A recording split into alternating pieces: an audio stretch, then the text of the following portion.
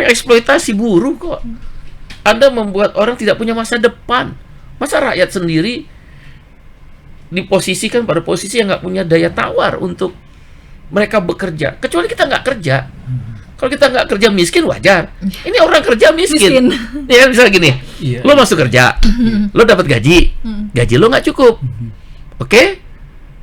Sekedar ongkos aja, nombok minta sama ibu bapaknya bagi yang baru masuk, kan berarti kerja untuk miskin. Atau lo kerja, dapat upah minimum, udah terus kerja, terus tiba-tiba udah kerja, katakanlah 5 tahun, dipecat. Begitu lo dipecat, lo nggak punya jaminan pensiun, lo nggak punya jaminan hari tua, lo nggak punya tabungan. Terus anak kita besar, terus dia minta uang sekolah. Terus dari mana kita uang sekolah? Oh, tinggal ada motor nih, waktu itu kredit udah lunas, jual lagi tuh motor. Jadi kerja kan untuk miskin. Tapi kalau lihat orang Jepang, orang Amerika, orang Eropa, dia kerja, udah tua, jalan-jalan ke Bali, jalan-jalan ke Alhambra. Nah kita udah tua, gadai motor, nggak punya karena nggak ada pesangon. Karena nggak ada pesangon. Kalau udah ada kecil, karena udah cipta kerja. Itu persoalannya. Saya ini bekerja, apapun profesi saya punya hak untuk menentukan berapa upah saya. Tapi tentu dengan berunding. Bukan kita neken-neken demo hanya alat terakhir. Saya punya hak, kalau saya nanti tua, saya dijamin dong hari tua saya. Berobat saya tetap gratis oleh negara. Itu kan yang kita persoal KDM misalnya, kita ambil contoh. Dia kan populer banget. Kita ngelawan seorang yang populer karena sosial media.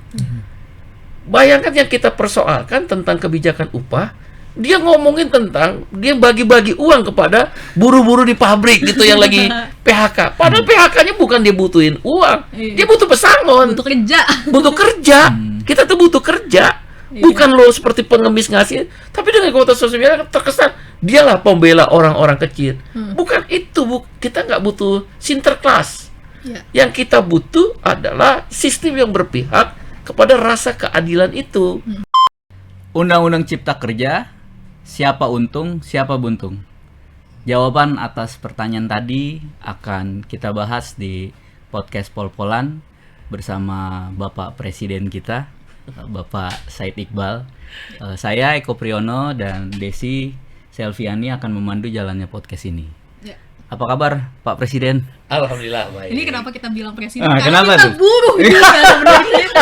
Semua yang digaji itu Siap, buruh. Presiden. Jadi makanya kenapa kita panggil presiden kita. Jadi selama Anda digaji, Pak Said Iqbal presiden. Presiden kita, junjungan kita, Pak. Saya juga masih digaji. Oh, masih sama. Jadi Pak Said Iqbal ini merupakan Presiden Partai Buruh ya Pak. Iya. Kemudian Presiden Konfederasi Serikat Pekerja Indonesia KSPI. Nah, pertanyaan yang mendasar nih buat kami Pak buruh dan sebagian besar pemirsa Warta Kota Network. Iya. Undang-Undang Cipta Kerja ini kan dibicarakan ya tahun 2020. Betul. Kemudian ngelinding ada Perpu disahkan tahun 2023. Betul. Tujuan undang-undang ini untuk apa ya? Inovasi, memperbanyak lapangan pekerjaan tadinya gitu ya. Benar. Tapi pada akhirnya berhadapan dengan banyak pekerja yang dikorbankan hak-haknya. Iya. Nah, pandangan Pak Said Iqbal terhadap undang-undang ini dan pengalaman selama 2023 sampai sekarang menghadapi banyak komplain atau kontra dari teman-teman pekerja tuh gimana Bang? Nah, disclaimer dulu. Iya. Pak Said Iqbal bukan yang nggak sopan pakai kacamata hitam. Oke. Tapi karena alasan kesehatan ya Pak. Ya, baru operasi mata saya. Itu dia. Menyempatkan nih hadir di sini Iya. demi buruh nih. Demi buruh. Demi Desi dan Eko. Silakan. Bang. Baik, makasih ya Mas Eko, Mbak Desi dan pemirsa Tribun News. Jadi memang ketika Undang-Undang Cipta Kerja itu dibuat oleh pemerintahan Jokowi pada waktu itu, orientasinya ingin menarik investasi baik dalam negeri maupun luar negeri, jadi lebih mudah, ramah investasi, peraturan-peraturan dikumpulkan menjadi satu ya.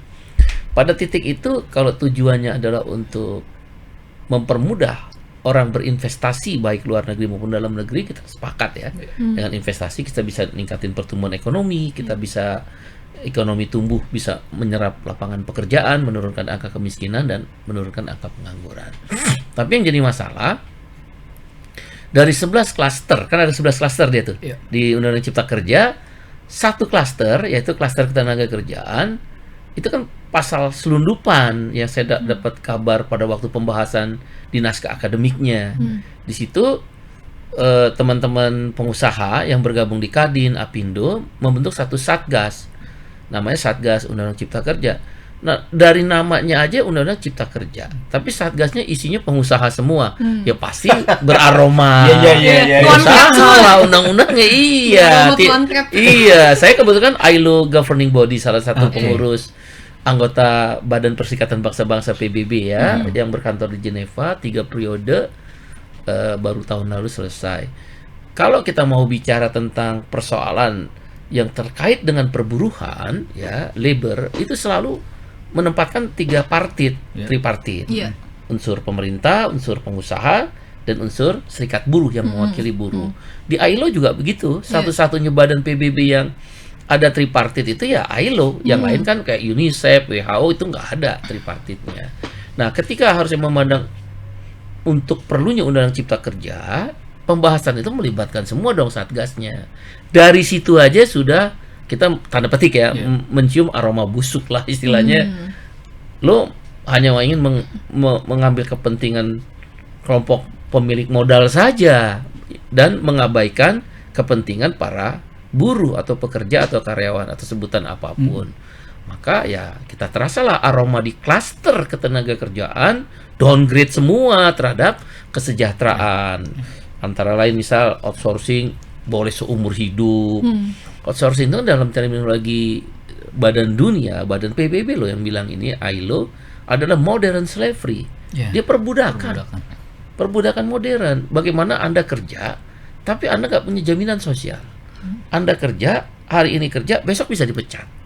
Anda kerja, upahnya nggak mencukupi untuk mendapatkan upah yang layak. Anda kerja, kalaupun itu dikontrak, tanpa kontrak yang jelas.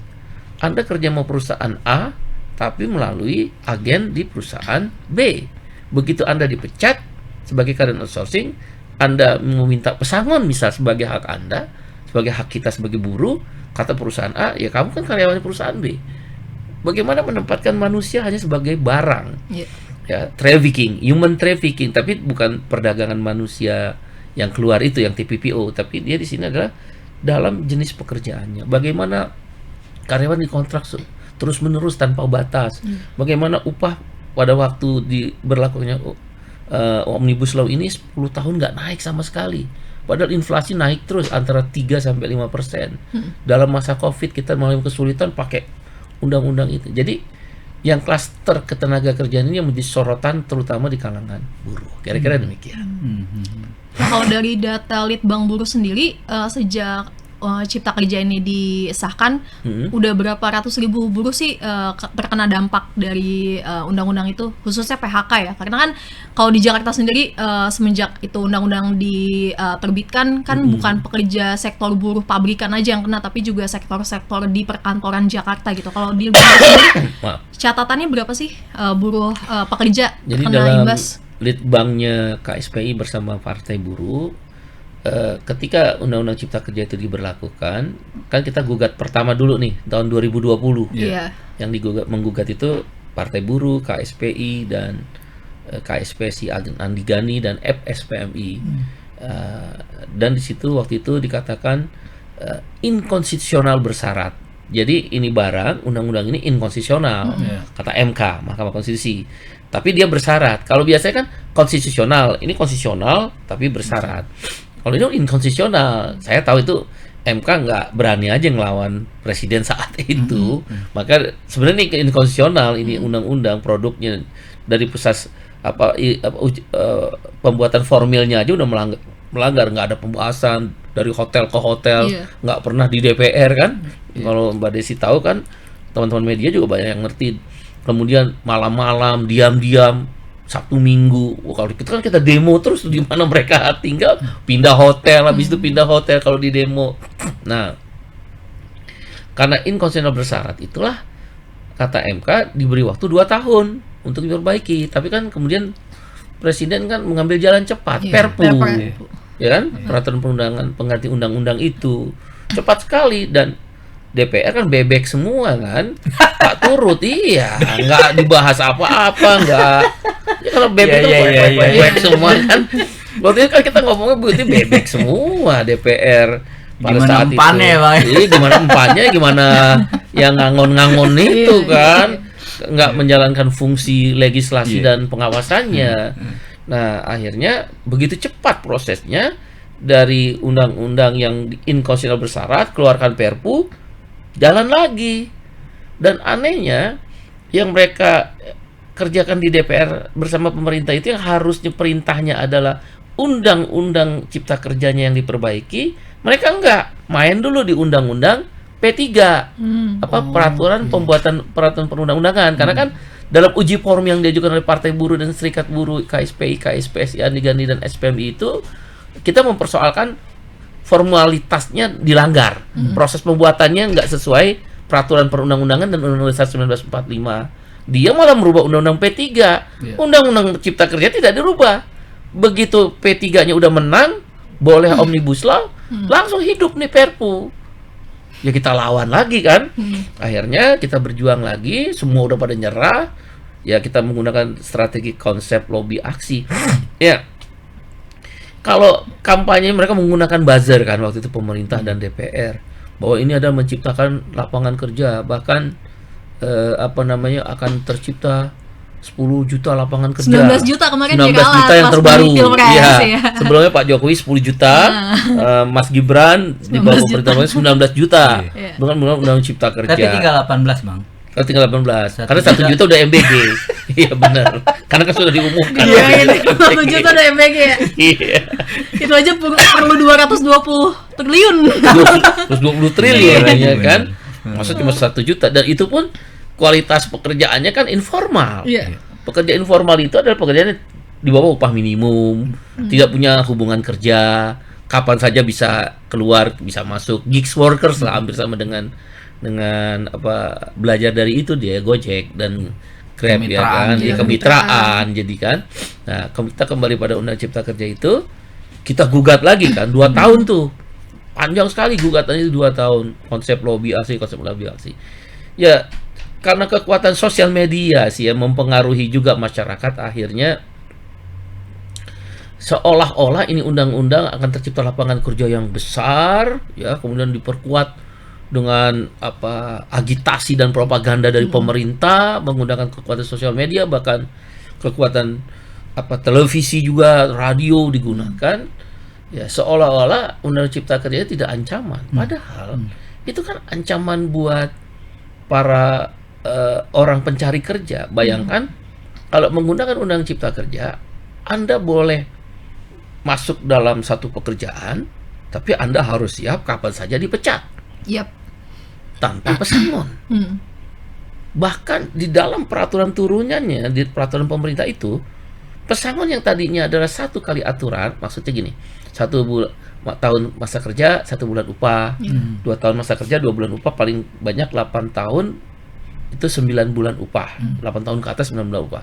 Ini dengan Undang Cipta Kerja, jadi setengahnya. Dan kita nggak bisa protes. Karena undang-undang sudah ada. Orang nggak sadar itu, bahwa kita capek-capek disekolahin, masuk kerja, kemudian siap dipecat kapan saja. Kita tidak bisa membayangkan dengan Undang Cipta Kerja itu, orang kerja bisa 10 tahun nggak naik gaji.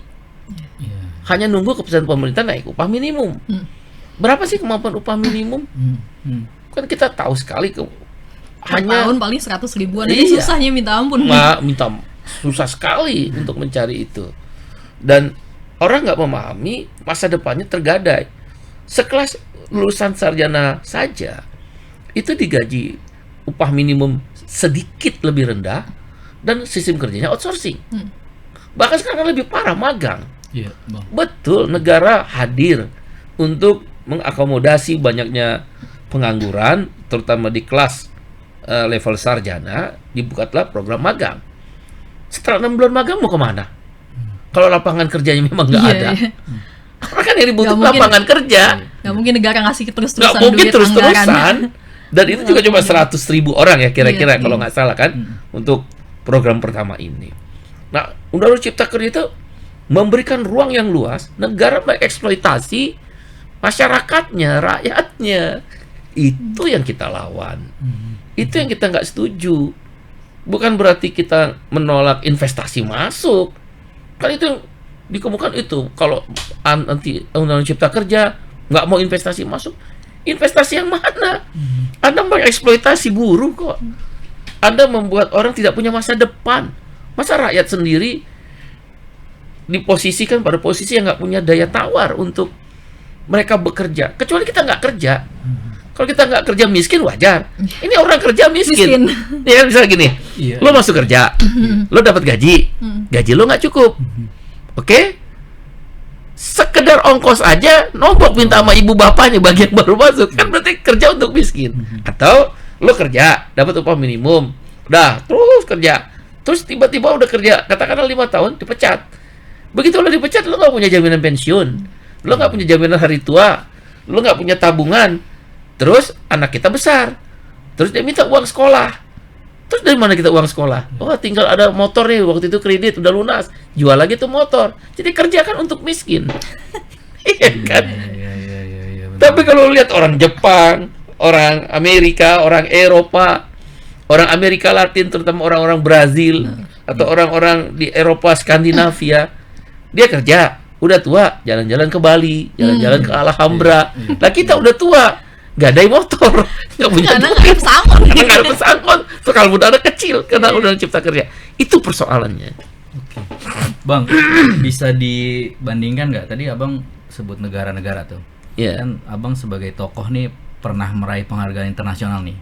Iya. Elizabeth Velasquez Award Iya. 2013. 13. Abang pernah tahu nggak di negara-negara Asia Tenggara atau Asia atau bahkan Eropa seperti apa sih pemerintahannya menghargai pekerja atau buruh gitu? Secara umum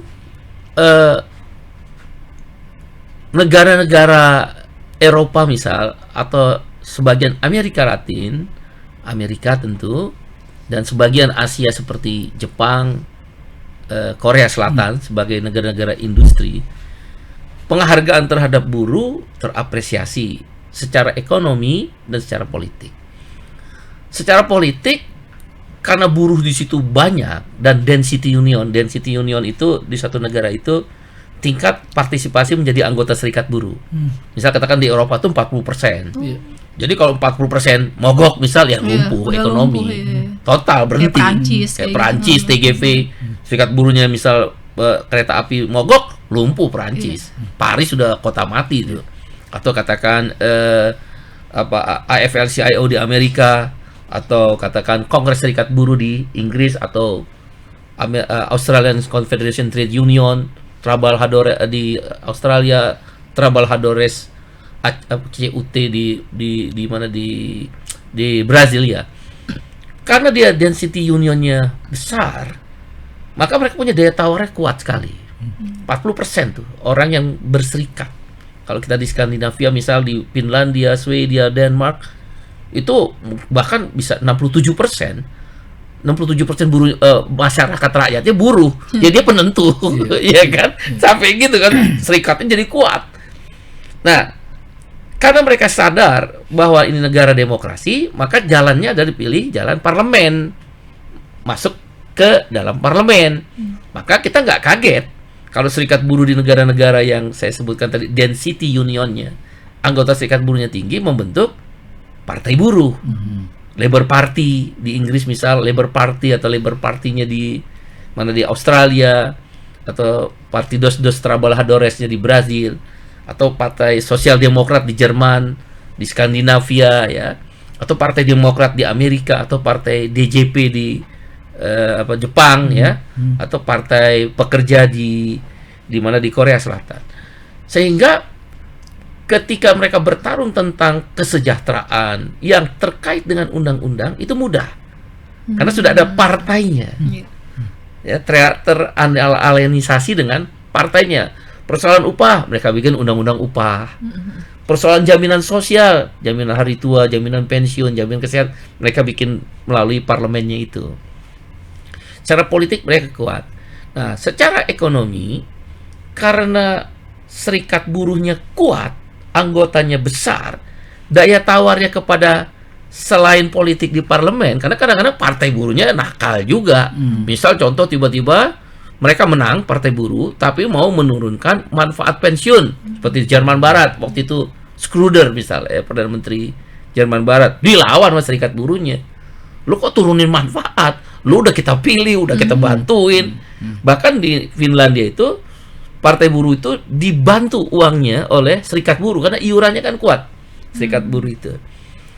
Maka mereka punya daya tawar yang kuat sehingga undang-undangnya dan aturan-aturan yang terimplementasi untuk membantu mereka itu sangat membantu tentang nilai-nilai kesejahteraan. Maka dikenal di negara itu welfare state. Nah, di Indonesia kan beda.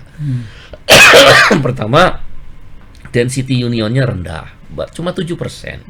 Dari total buruh kita di Eropa 40, di sini ya 40 sampai 67%, di sini cuma 7%. Terus terfragmentasi serikat buruh yang begitu banyak. Sehingga daya tawarnya rendah. Ketika KSPI misal melawan KDM tentang upah minimum Desi meliput, kan? Atau melawan Mas Pramono Anung karena upah minimum DKI-nya rendah. Iya, kita sendirian. Serikat buruh yang lain nggak, antar aja, yang penting kita nikmatin hasil. Nah, itu yang membuat jadi kita juga jadi lemah. Nah, kita coba menginisiasi kembali, menghidupkan kembali partai buruh sebagai sebuah ikhtiar aja. Karena saya sadar benar berat, apalagi dengan parliamentary threshold 4% yang mudah-mudahan nanti akan berubah. Itu sangat berat mengkonsolidasi gerakan buruh yang density unionnya hanya rendah 7%. Syaratnya 20%. Kalau 20% menang partai buruh. Jadi kalau makin banyak orang berserikat, kesadaran kelasnya kan muncul. Saya ini bekerja, apapun profesi saya punya hak untuk menentukan berapa upah saya. Tapi tentu dengan berunding.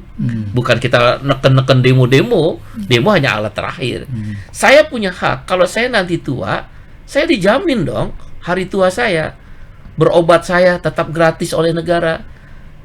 Kalau kesadaran semua orang begitu, mengerikan loh itu di Indonesia. Karena di Indonesia itu buruhnya itu kan pekerja formal 47 juta. Kalau kita ambil 10% saja, orang sadar kelas kan 4,7 juta. Itu udah ranking kelima atau keempat partai politik yang dapat suara gitu loh. Dengan keluarganya. Kita bisa tawarkan upah kita gimana kalau bekerja. Kita setuju investasi masuk, kita setuju perusahaan hidup, kita mau perusahaan mendapat profit karena dengan profit itu kita bisa dapat keuntungan upah, keuntungan kesejahteraan. Tapi yang kita mau, kalau lo untung, lo bagi dong. Maka kita bikin aturan undang-undang upah. Gitu loh. Itu kan yang kita persoalkan KDM misal kita ambil contoh. Dia kan populer banget. Kita ngelawan seorang yang populer karena sosial media. Bayangkan yang kita persoalkan tentang kebijakan upah, dia ngomongin tentang dia bagi-bagi uang kepada buruh-buruh di pabrik gitu yang lagi PHK. Padahal PHK-nya bukan dia butuhin uang, dia butuh pesangon, butuh kerja. Kita tuh butuh kerja, bukan lo seperti pengemis ngasih. Tapi dengan kuota sosial media terkesan dialah pembela orang-orang kecil. Bukan itu, kita nggak butuh sinterklas. Yang kita butuh adalah sistem yang berpihak kepada rasa keadilan itu. Maka kita lawan KDM. Lo nggak enak bener lo rupa-rupa. KDM tuh Kang Deddy Mulyadi ya, Gubernur Jawa Barat. Kalau enak aja rubah keputusan peraturan pemerintah yang ditandatangani presiden lo sendiri, Pak Prabowo, dengan seenak hati, dan merubah menyoret-nyoret itu ke rekomendasi dari bupati dan wali kota. Sama Mas Pram juga kan kita persoalkan. Mas jangan pakai kaku pakai aturan undang-undang atau peraturan pemerintah itu. Karena biaya hidup di Jakarta tuh mahal. Mahal banget kan. Kan dikatakan oleh Bank Dunia tingkat pendapatan per kapita yang memang tidak mencerminkan pendapatan masyarakat Jakarta, tapi pendapatan per kapita sudah tercermin 21.000 US dollars. Katakan 343 juta rupiah lah kira-kira kalau dirupiahkan. Jadi orang Jakarta itu per kapita dapat 21 juta rupiah. Kan kita bisa ukur. Kalau ada dapat upah minimum cuma 5,739 juta, 5,73 juta itu Hidup nggak dengan rata-rata yang hanya 21 juta? Kan bisa kita lihat. Iya. Hidup. Jadi sebenarnya itu. Hidup. Seadanya. Seadanya, Bang. Iya, betul. Jangan ini makan kadang besok enggak. Iya, lo betul. Misal gini ya, gua kan tanya Puasa sama Senin gua. Kamis adalah solusi. Satu puasa Senin Kamis. Iya. Kita bertawakal Tuhan. Atau kalau perlu Nabi Daud, puasa Nabi Daud. Puasa Nabi Daud. Atau Hari ini besok. yang disiasati makan telur. Telur itu kan makanan rakyat paling hebat udahlah. Ya, sayurnya Indomie bagi 2. Sayur Indomie makannya nasi tambah telur. Karbo semua ya, Bang. Iya. Kalau hidupin 3 anak 1 istri ya. Bener, makanya gaji kalau- yang seimut kan itu. menteri suka nanya bisa hidup, iya bener, tapi dia hidup dalam kemiskinan dan ada-adanya itu tadi. Itu yang jadi soal kita ya sekarang tentang keadilan dan apa itu welfare state ya, negara kesejahteraan, redistribusi kekayaan dan prinsip kesetaraan kesempatan. Kalau bahasa saya itu, lu boleh kaya tapi lu jangan miskinin gua dong. Lu boleh punya rumah mewah tapi gue punya rumah tipe 21, tipe 30 sebagai buruh bisa mampu beli lah. Lu boleh beli rumah yang mewah, apartemen di mana, tapi gue tipe 21 aja nggak punya. Ngontrak di atas comberan kalau kita lihat di Cilincing sama Marunda. Iya, Dikasih papan terus dimatiin. Bener. Ih, kalau nggak dari mana duitnya? Uangnya pas-pasan Kalau segitu. hujan rembes dong. Kalau ya. hujan rembes. Iya, lu lihat aja kebanjiran tuh di Bekasi, di Tangerang, di Jakarta. Rumah buruh. Karena pinggir kali semua. Tinggal pasang kayu-kayu pinggir Bang, abang kali. jangan ngomong pinggir kali. Kenapa? Riverside. Riverside.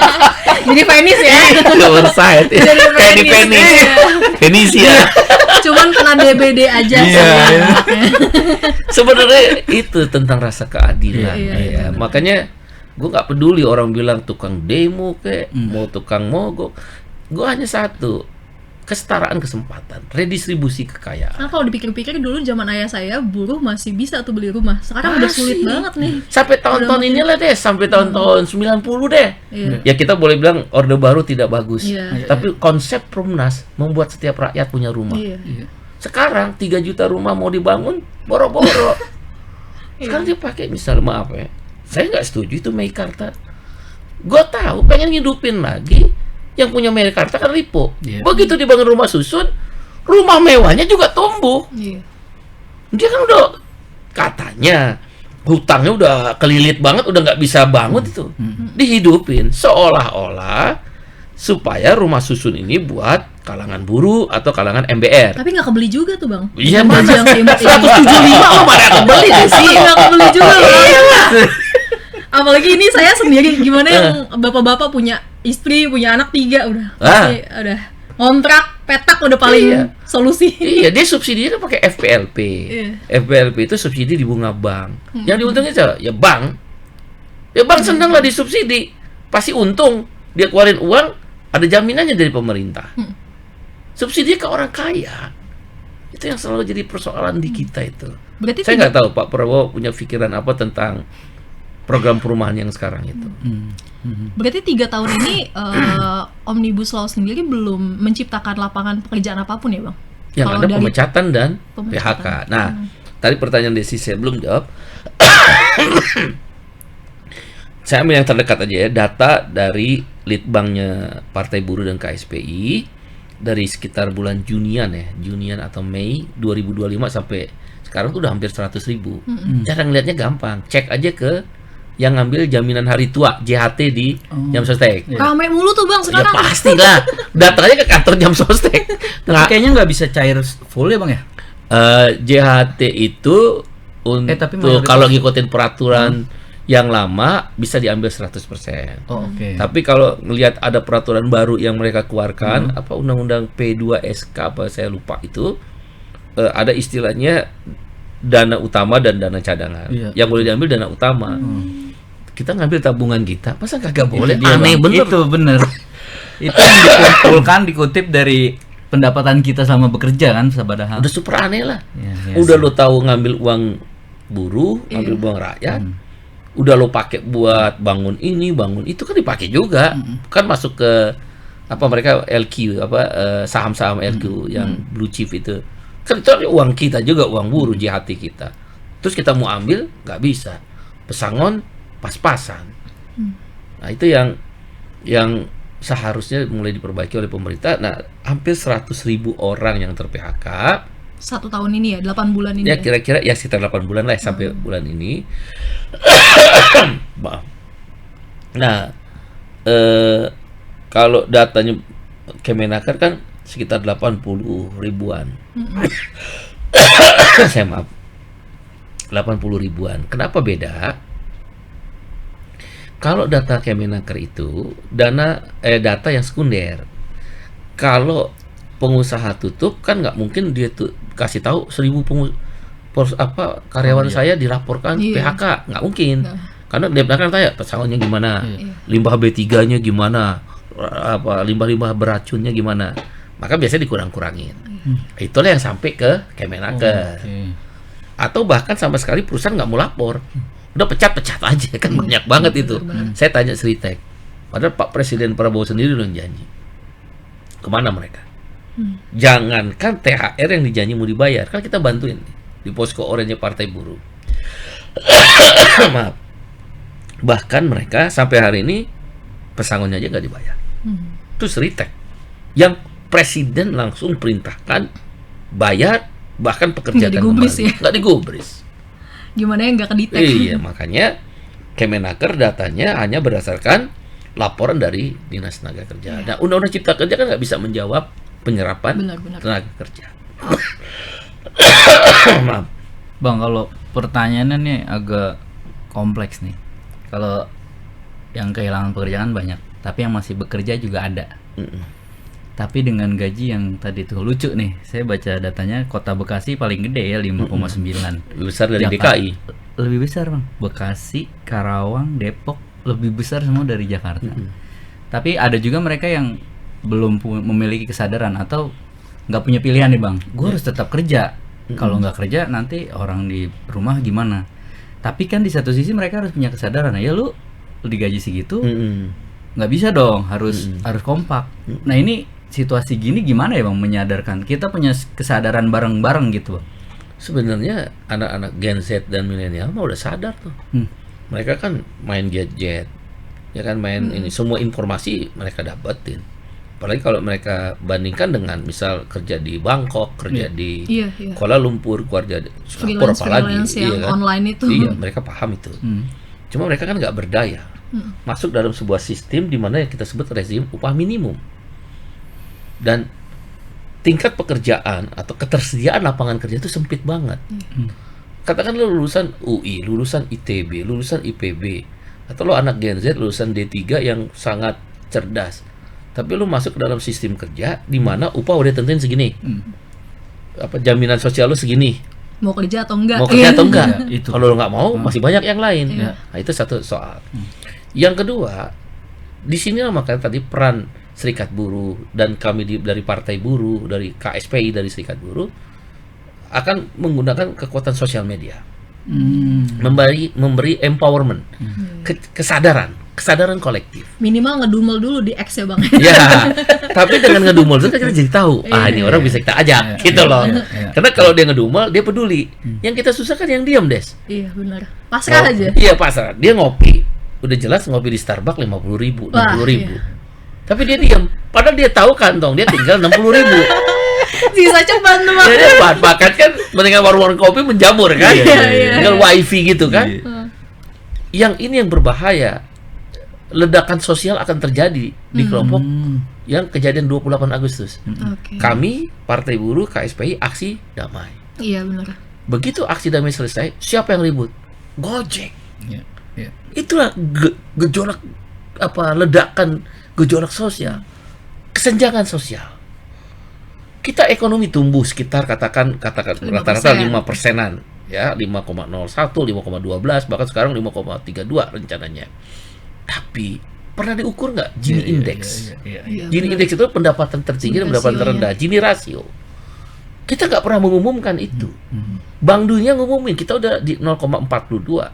1% orang kaya menguasai 42% seluruh kekayaan orang yang ada di seluruh Indonesia. Kan nggak adil, artinya seluruh kekayaan orang Indonesia hanya dikuasai oleh 2%. Itu Pak Prabowo paham dalam paradoks Iya, apa yang di Indonesianya bukunya, itu ya, di Paradoks bukunya. Indonesia. Tapi tetap melanjutkan Omnibus Law. Itu yang jadi soal. Kenapa itu dilanjutkan? Pertumbuhan ekonomi yang eksklusif, tidak inklusif lah, bahasa kerennya begitulah. Pertumbuhan ekonomi yang inklusif, dia tumbuh tapi rata. Ada kesetaraan kesempatan itu dan redistribusi kekayaan. Dan yang ketiga, prinsip negara sejahtera itu tanggung jawab publik. Seharusnya di kota-kota besar itu Mas Pram tahu dong bahwa kalau lu dengan 5,73 juta, bagaimana mungkin lo hidup? Di Kuningan sekali makan 100.000 Bang. Iya, lo ngontrak daerah Kuningan ke sana aja. Iya. 2 juta minimal itu. 2 juta. Oke, disuruh pinggiran, lo naik LRT. Lebih mahal dari Transjakarta. Bisa nggak naik Transjakarta? Sebelum ayam berkokok kita pergi, ayam si itu udah tidur, kita baru pulang. Ayam aja sampai malu sama kita. Ayamnya malu kalau kita ketemu sama kita, istilahnya kan begitu. Naik kereta jadi pepes ya, Bang. Saya yakin Gepeng. anak-anak Gen Z ini, anak-anak milenial, dan ini kan yang akan jadi pemilih utama di 2029. Ya, orang selalu skeptis ya. Sama aja partai politik. Saya kebetulan dikasih Tuhan kesempatan keliling dunia dan jadi pembicara tingkat dunia, bahkan menjadi penghargaan pemimpin buruh, pemimpin serikat buruh terbaik sedunia 2013 di Rotterdam. Elizabeth Velasquez Award ya, karena waktu itu kami memperjuangkan sistem jaminan sosial BPJS.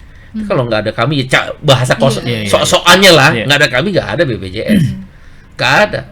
Itulah yang kemudian dipotret oleh mereka sebagai pemimpin serikat buruh terbaik sedunia. Saya keliling lah. Kalau melihat Indonesia skeptis, tapi kalau kita lihat negara lain ada rasa optimis. Negara kita yang kita cintain begitu kaya. Pada titik ini kita sama dengan Presiden Prabowo. Saya rasa kita semua negara yang begitu kaya, negara yang begitu berlimpah sumber daya alamnya, negara yang SDM-nya nggak bodoh-bodoh banget lah, pinter. Banyak loh anak-anak LPDP itu. Cerdas-cerdas. Makanya males pulang ke Indonesia, nggak ada lapangan kerja. Makanya dia bilang mendingan warga negara Inggris, kata si Dwi itu kan. Dia salah ngomong aja tuh orang, kasihan amat. Nah, sebetulnya kalau nggak pakai menghina sama sih feelnya sama ke itu kita. kita rasanya begitu deh, bercandaan. Yang dulu kan kabur aja dulu. Indonesia gelap. Itu kan aktualisasi dari kelompok-kelompok anak muda yang kecewa ya. Mereka kecewa benar dengan lapangan pekerjaan yang ketersediaannya terbatas sekali. Kalaupun kerja upah minimum, mau nggak mau harus terima. Iya, naik LRT mahal, naik KRL pepes nih, jadi pepes. Murah naik banget. KRL oke, bisa murah, tapi kan lo harus datang pagi tadi. Itu subuh banget gitu loh. Ada yang sampai nginep malah di Cikarang. Iya. Jadi apa tuh manusia kita sebagai makhluk sosial hilang. 8 jam kerja, 5 jam jalan, udah sisanya tidur udah. Ya tidur juga masih mending loh kalau hujan bocor. Iya benar. Jadi kualitas hidup, kita setuju MBG dalam batasan tertentu ya untuk meningkatkan gizi. Tapi yang jadi soal ketika ini peningkatan gizi ingin ditingkatkan, masih ada anak bunuh diri gara-gara nggak punya pensil sama buku yang nanti ibunya jadi susah. Kan itu satu tamparan buat kita. Begitu pula masih ada orang yang kerja lulusan sarjana hanya dikasih 3 juta. Bagaimana dia bisa bertahan itu? Kalau kita bilang begini kan skeptis. Tapi kalau lihat di luar negeri, bagaimana Eropa, bagaimana Skandinavia, koperasi di Skandinavia itu bisa dikatakanlah di Norwegia, di Finlandia, itu bisa value asetnya itu bisa melebihi Nokia waktu itu yang lagi raksasanya, korporasi. Bisa kok kita bangun korporasi yang nilai value-nya itu, value edit-nya itu, harta kekayaan asetnya itu melebihi korporasi. Bagaimana mereka menempatkan ketika udah tua, kita punya tabungan yang cukup untuk bisa beli rumah, untuk bisa mungkin ada lebih untuk jalan-jalan. Menempatkan manusia pada kemanusiaan yang adil dan beradab. Dan no social justice without social security. Mereka mengatakan nggak mungkin ada keadilan sosial tanpa without social security, tanpa jaminan sosial. Kita pakai sila kedua dan sila kelima, tetap aja Tuhan dibohongin, karena syarat pertama kan Tuhan, ketuhanan yang Maha Esa. Dibohongin. Kan kalau lo disumpah gitu, Des, habis itu lo korupsi, Tuhan aja lo bohongin, apalagi rakyatnya. Kalau bahasanya kita bercanda gitu loh. Iya benar. Lo Tuhan aja lo bohongin. Ya udah, Kita ya, ya. kita jangan kaget kalau kita Iya, dibohongin deh. bener. Ya Tuhan aja begitu. Dan yang Atas pertama nama Tuhan yang ketuhanan. Maha Esa, kan begitu kan disumpah. Iya. Padahal dalam hati, aduh enak juga habis itu kita korupsi, kita dapat mobil, jabatan. Itu yang jadi soal. Kemarin Kita ada gini malah. kalau jadi saya mengatakan jangan skeptis, optimis. Buktinya apa? Negara lain pun bisa. Kenapa Indonesia nggak bisa? Cuma mungkin ini masalah waktu. Dibutuhkan kesadaran kelas bersama untuk memastikan bahwa setiap orang mendapatkan hak yang setara. Setiap orang terredistribusi tentang kesejahteraannya, dan setiap orang di dalam membaca anggaran politik, anggaran APBN dan APBD itu tercerminkan untuk kesejahteraan dibandingkan ketimbang ngasih 50 juta maaf, 50 juta untuk tunjangan perumahan DPR. Lu pakai selfie lagi, ya ngamuk ya rakyat lah digituin. Karena Eropa juga mulai maju ketika serikat buruhnya sadar gitu ya Bang. Itu tadi, karena ada kesadaran kelas. Kita menyebutnya working class kan, kelas buruh. Sekarang lu bayangin 47 juta.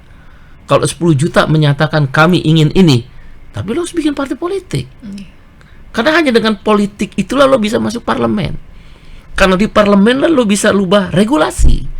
Oh oke lah, kayak KSPI demo terus sampai berapa lama? Sampai seberapa kuat? Sampai seberapa uang yang dipunya dari iurannya? Apalagi sekarang DPR suka diem-diem kadang-kadang.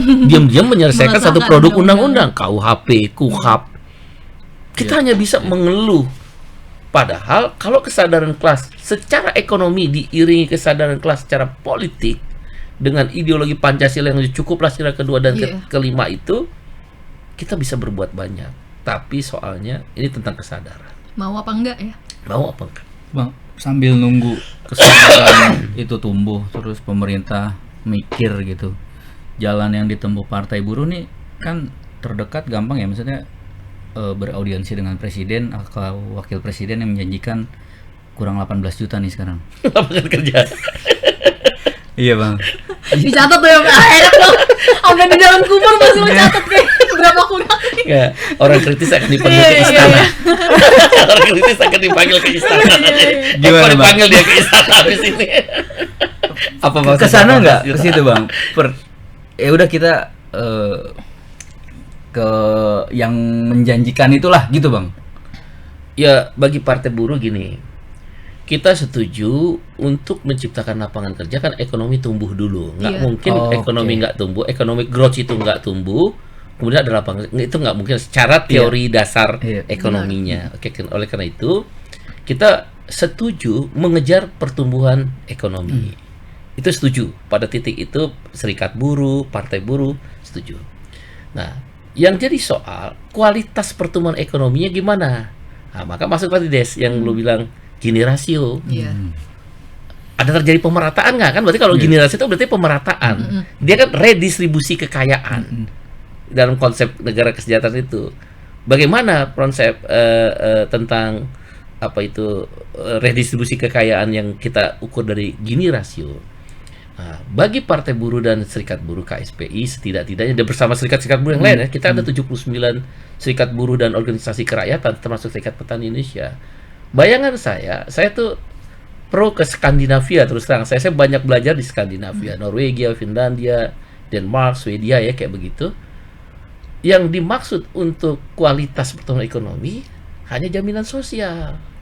Jadi kita mempersiapkan suatu buffer penyangga. Iya. Apa penyangganya? Jaminan sosial. Kita kerja, kalau kita tua punya tabungan, maka ada sistem jaminan pensiun, jaminan hari tua. Ini pun nanti kita diskusi lagi di parlemen, tapi ini kan diskusinya. Ya. Makanya kita ingin ada partai itu nanti kalau bisa Tuhan izinkan satu ketika dukungan rakyat ada masuk ke parlemen, kita mau kuatin di jaminan sosial untuk menjelaskan kualitas pertumbuhan ekonomi. Karena kalau kualitas pertumbuhan ekonomi itu Gini rasionya makin melebar, yang kaya makin kaya, yang miskin makin miskin, berarti ekonomi tumbuh itu kan orang kaya. Yang orang menengah ke bawah gimana? Maka buffernya jaminan sosial. Misal jaminan pensiun, Bagaimana sekarang kan cuma 3%, 2% dibayar pengusaha, 1% dibayar buruhnya. Kalau nanti 15 tahun lagi kita nih, dari sekarang misal lu sekarang nih pensiun, ikut jaminan pensiun, 15 tahun lagi lu tiap bulan nerima 300.000, 15 tahun lagi kira-kira tuh main-main apa mau menghina gitu kan? Itu juga kalau masih hidup ya Bang. Itu kan masih hidup, bener loh. Kalau maksud kita perbaikin jaminan pensiunnya, misal kayak Jepang 9%, Iya. 6% dibayar oleh pengusaha, 3% dibayar buruh. Akan lebih baik misal kayak di beberapa negara Amerika Latin atau di Eropa Tengah, pemerintah ikut mengiur. Kalau kayak jaminan kesehatan tuh iuran PBI. Nah, di pensiun kan bisa sebagai buffer. Iya. Gitu. Nah, yang kedua misal jaminan hari tua. Nah, itu tabungan. Kalau jaminan pensiun anuitas bulanan supaya kita bertahan hidup. Kan ada yang selalu bertanya, apa beda dengan jaminan hari tua? Kalau jaminan tua tabungan yang kita ambil langsung lamsam untuk kita, karena kita nggak punya unemployment insurance, jaminan pengangguran. Nah, Partai Buruh pengen memperjuangkan itu. Kita ada namanya ya akal-akalan lah, atau permen-permen jaminan kehilangan pekerjaan, JKP. Tapi cuma 6 bulan, cuma dikasih berapa? 3 juta, paling tinggi 5 juta kalau nggak salah. Setelah itu lewat. Nah, kalau jaminan pengangguran, selama lo masih belum dapat kerja, nganggur, maka lo dibayar oleh negara. Orang nanya, enak bener dong orang nganggur bayar. Ya karena waktu kita kerja bayar pajak. Iya, benar-benar. Maka negara balikin dalam bentuk jaminan sosialnya apa? Unemployment insurance. Di Jerman misal 2 tahun, di Skandinavia bisa 3 sampai 4 tahun. Sambil menunggu Iya. baru ya. Kalau 4 tahun juga lo nggak bisa nyari kerja, ya lo blangsek aja. Berarti lo cuma mau dapat jaminan pengangguran doang. Sengaja nggak kerja dulu. Iya, nggak fair. Iya, itu biasa dipanggil. Oh, Nah, nanti kita bikinlah bursa kerja.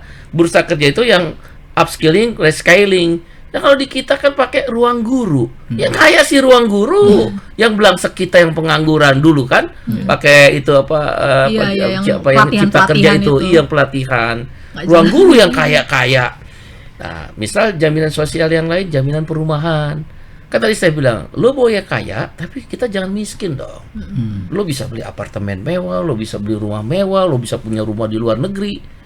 Nah, kita sebagai kelas menengah bawah ini dipersiapkan rumah. Dulu Perumnas itu kan begitu. Dulu mana ada yang mau tinggal di Pondok Kopi misalnya. Di Perumnas Depok, jin buang anak kan istilahnya kan. Perumnas Depok nggak ada. Hari ini dengan ekonomi makin tumbuh, kota-kota satelit tumbuh, itu jadi naik harganya, value-nya.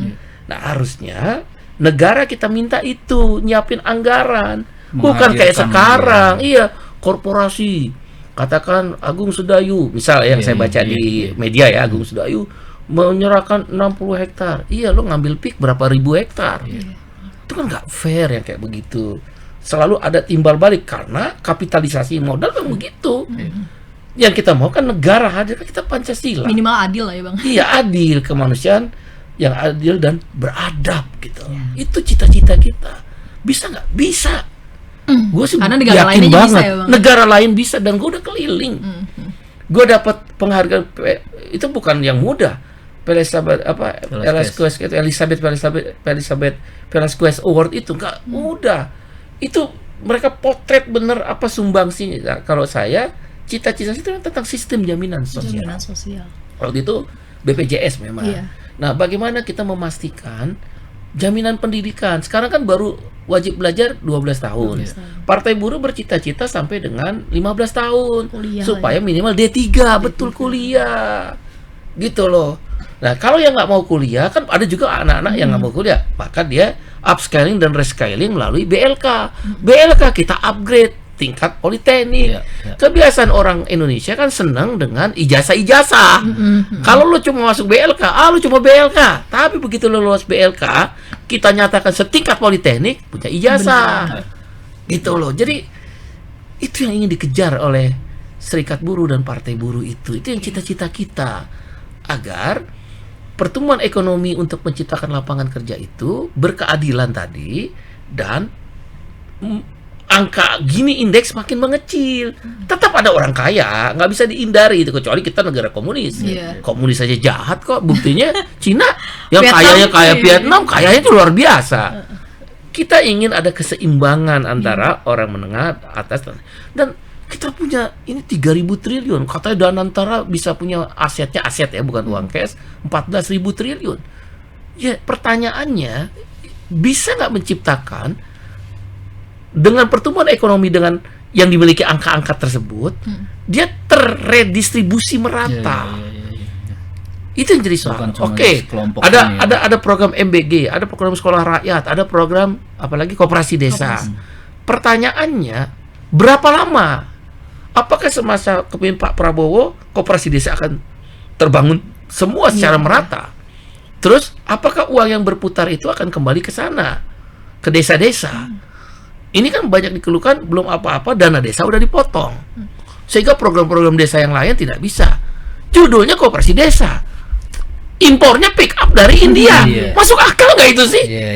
Jangan sembuh bawa golok gitu loh, nggak nyambung. Cepat tadi undang-undang buat kesejahteraan buruh dulu gitu ya. Kalau misalnya mau cepat gitu.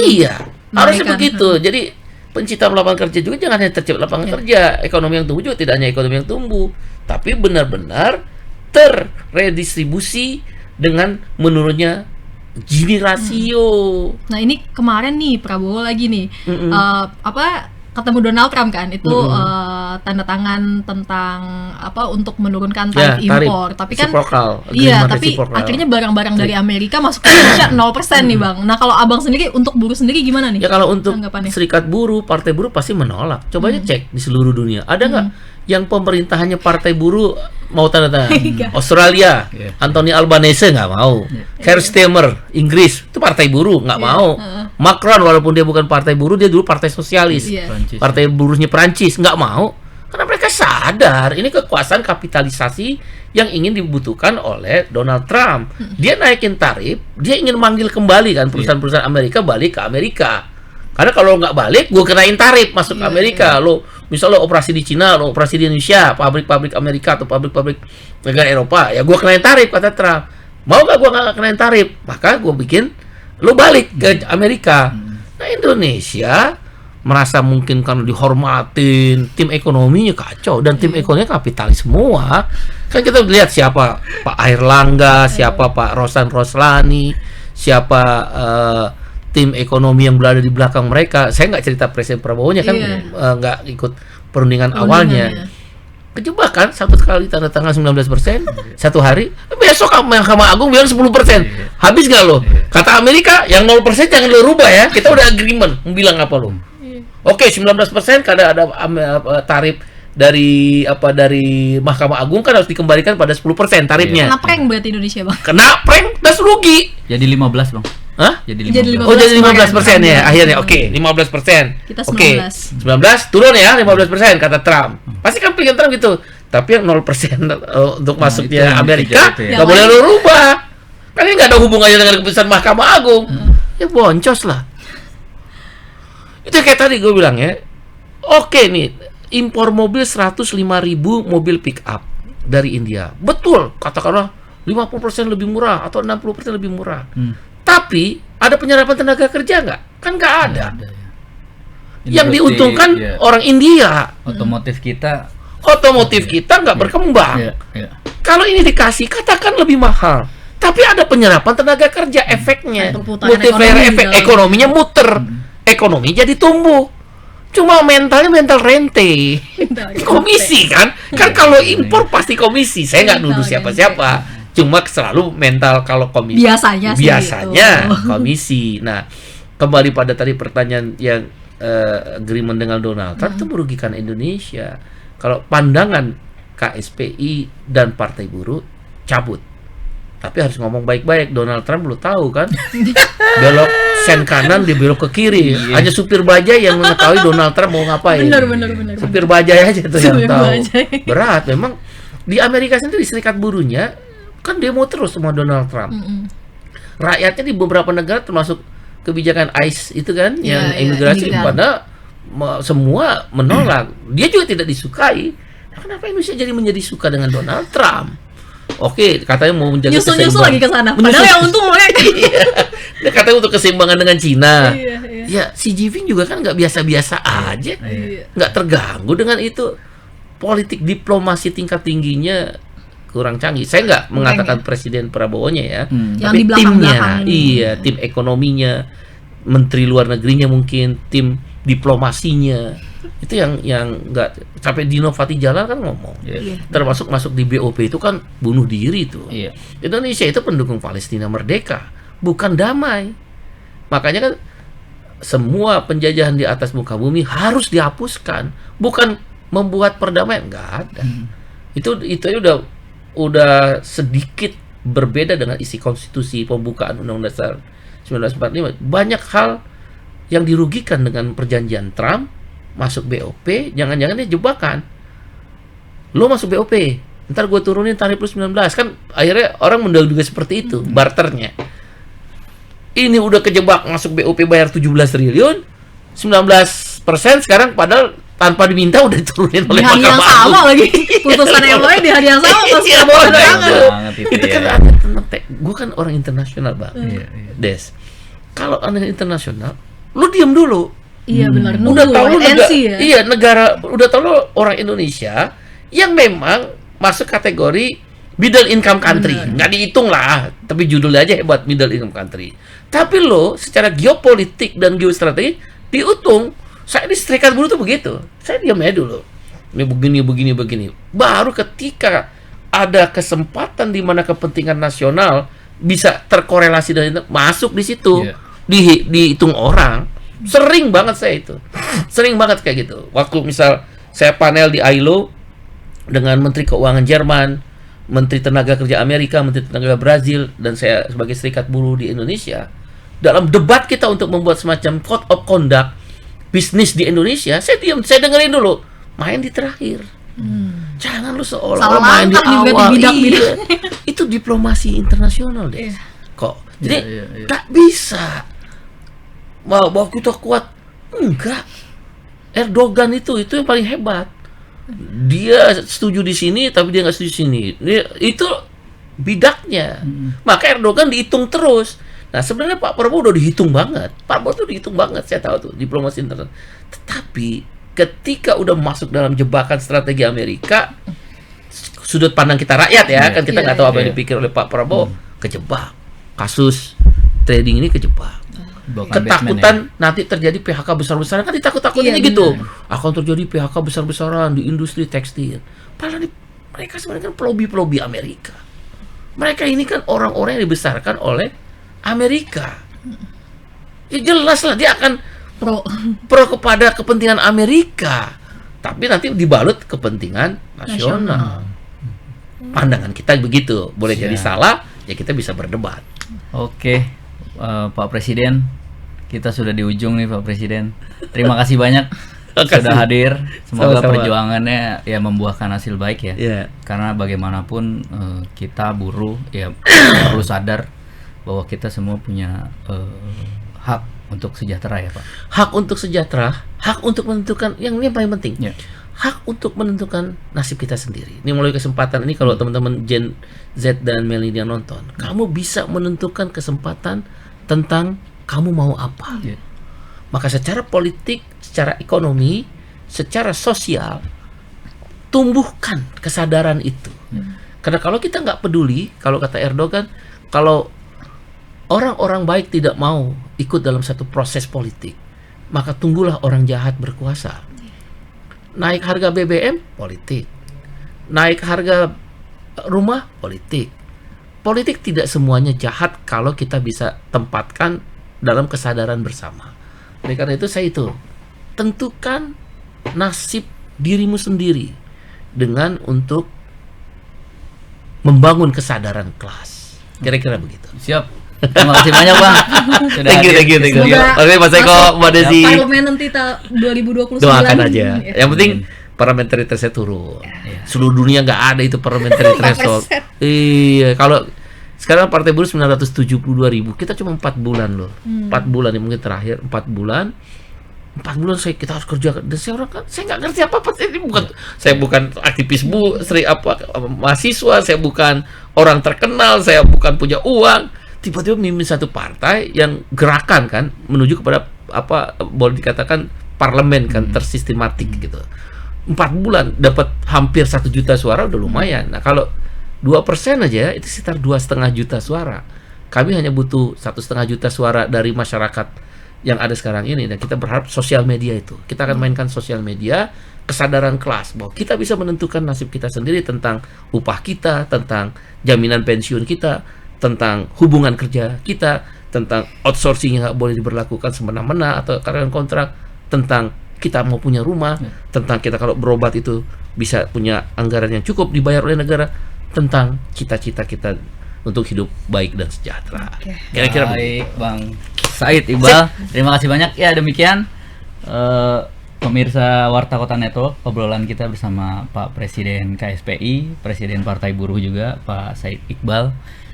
Sampai bertemu dengan narasumber lain. Wassalamualaikum warahmatullahi wabarakatuh. Waalaikumsalam warahmatullahi wabarakatuh.